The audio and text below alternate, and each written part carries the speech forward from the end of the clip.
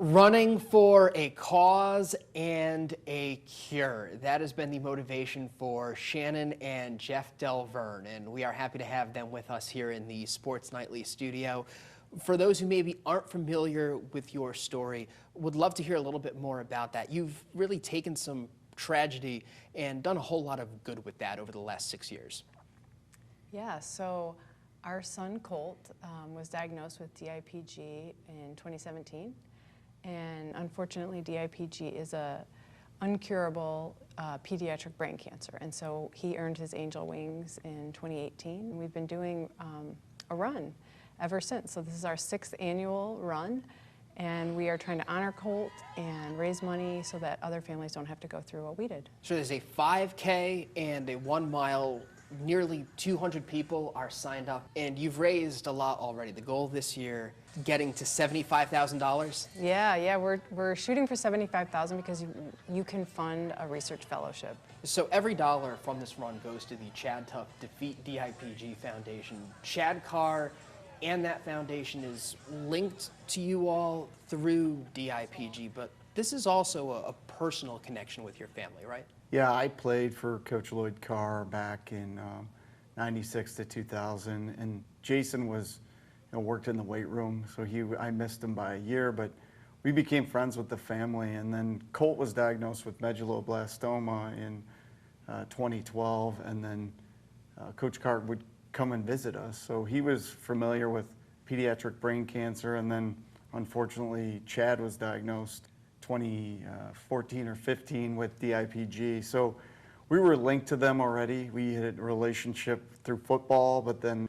for us, it was an opportunity to kind of join their fight. I think they had done a really good job of starting the trend to raise funds, raise awareness, and really bend the curve on what's a rare pediatric brain cancer. You've seen some of the good that comes out of all this money that is being raised. Yeah, absolutely. You're always deciding, like, where do I put my money? And is it going to the good that I want it to? Well, in this, because we know the people who started it, we've sat at the table, watched them go from funding 2 to 3 research fellows to, I think it's over 28 now.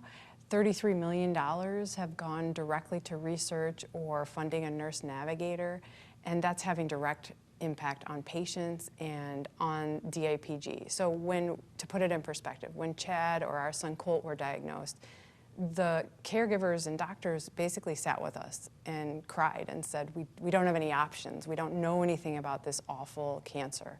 Now it's so different. They sit down with families and they say, your child has DIPG. It's not a great outlook, but they can live up to 4 years right now, and that gives us time to find a cure. And we might still have a long way to go, but we can see the end zone, and we know that we're going to get there. When you keep bringing somebody's name up like this, they're not just a flat character, they're not just associated with this disease that they have. So when we think about Colt, what else do you want people to know besides his battle with DIPG?